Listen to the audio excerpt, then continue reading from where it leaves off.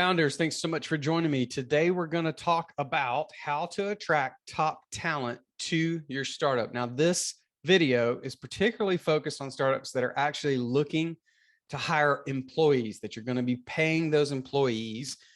So you'll want to know that from the get-go. Some of these principles can apply if you're trying to find co-founders that you're going to give equity to participate in your startup. But the main focus is startups who are looking to hire employees. And by the way, hire doesn't mean that they're full-time. They could be a freelancer that's working with you. As a matter of fact, I'm going to give him a plug because he did some great work.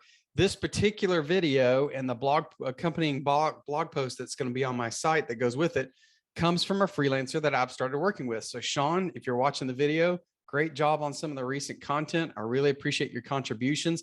And what I love about Sean is his first big article that we're going to be putting out there as joint content, or a second big article that we're going to be putting out there as joint content, is all around the idea of how to attract folks like him, right? So I'm in the startup mode. I'm hiring freelancers. I've brought Sean on to participate in my business. He's doing an awesome job. I love working with Sean. As a writer, he just does phenomenal work. It's kind of helping me think about things that we should be sharing with you all.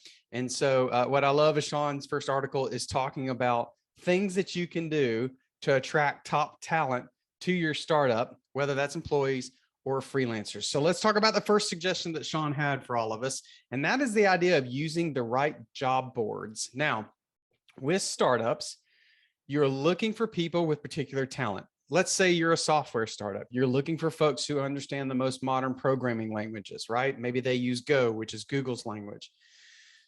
Not every job board does an excellent job at attracting or having people interested in working in startups coming to their job board. Okay, so there are a couple of suggestions we want to give you in places you can look. There are the traditional job boards, right? Like Career Builder and LinkedIn and Indeed.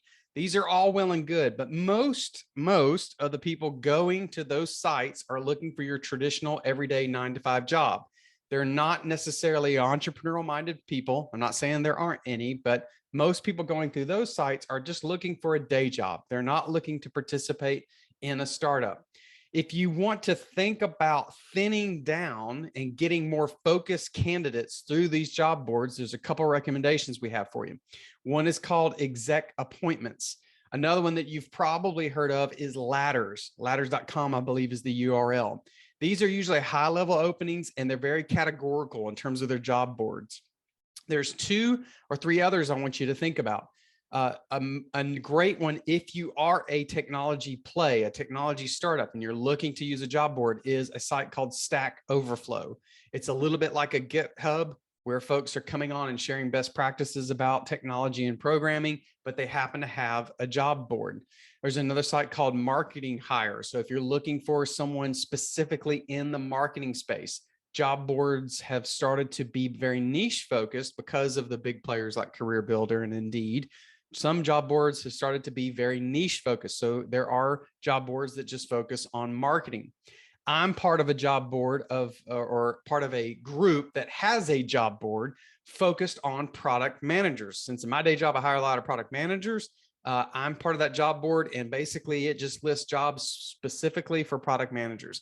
So utilize and think about a strategy utilizing the right job boards to attract the right talent that you want.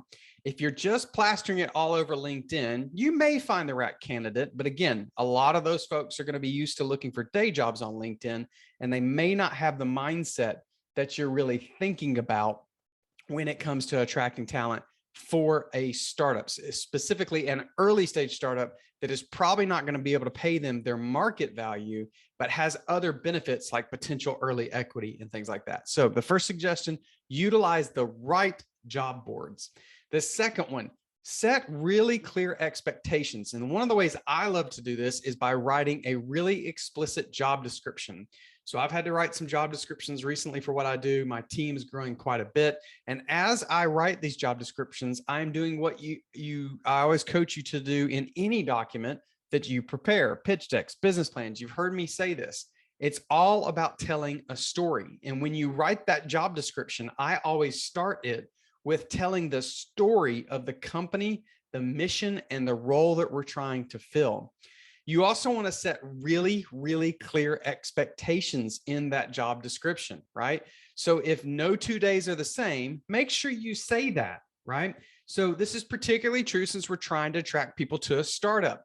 In an early stage startup where there's just a few employees, everybody has to wear lots of different hats, has to do lots of different jobs. Whereas in a big company, you're very focused on a particular type of function that you provide. So startups, you're doing lots of different things. If that's the case, and you need people who are willing to be nimble and flexible in the responsibilities that you give them, and that can ebb and flow day to day, you need to say that in the job description. Otherwise, you're going to end up hiring the wrong people, probably people that don't even make it 6 to 12 months, and you're going to have to start the process all over again. Another suggestion that we have for you when it comes to job descriptions is don't get too cute with your job titles. I've seen some of these and it kind of drives me crazy. We've seen things like rockstar front end developer or marketing guru. I'm curious how the people that are posting those job descriptions kind of validate that the person is a true rock star or a guru. I would be careful with these objectives. I know they sound interesting. They appeal to people's egos of themselves, but I would encourage you to think about job titles in your job description that are really relevant to the functions that you want someone to provide and or the type of candidate that you're looking for. Another way to attract the right talent to a startup is by having a very simple application process. I don't know if you've experienced this, but I've applied for a few jobs on job boards, and they will ask you to type in your entire resume, field by field, year by year, position by position. Then they turn around and ask you to attach your resume to that application process. Why are they doing that? Why are we duplicating this process? Why are we creating lots of extra hoops to jump through?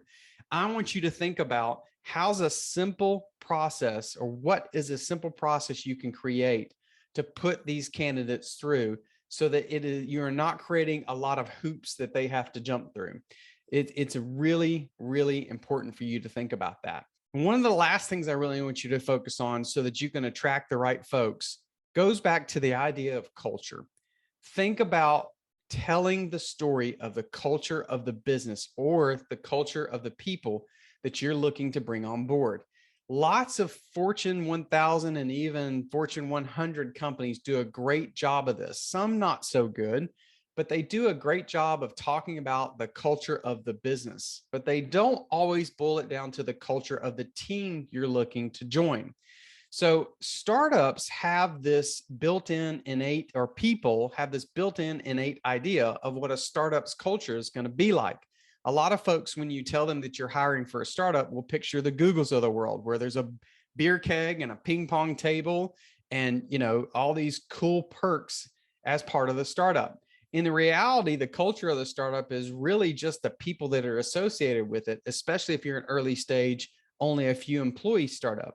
I know of folks who work with startups and there's just a couple employees. They're all located across the Europe, some of them in the US, they're spread all over. And so you're not going to have all these crazy perks that just create this fun culture and free lunches and things like that. Now, one of the things you can do to increase the culture of your startup and to attract more people is have some of these perks if they're possible. Maybe you can't have the ping pong table and the beer keg and all this other wild and crazy stuff. But what if you're sending lunch to your employees once a quarter and allowing them to have DoorDash have it brought to them? Some of those simple perks, these premium perks that people are now looking for instead of just high paying salaries, really create the culture and tell the story of the business that you're trying to build. Anyways, I hope those tips help you. Be sure you put them to use. Your startup is only as strong as the people that you have working on it with you. Until next time, I hope that helps. Hope you find your voice. Have a great day.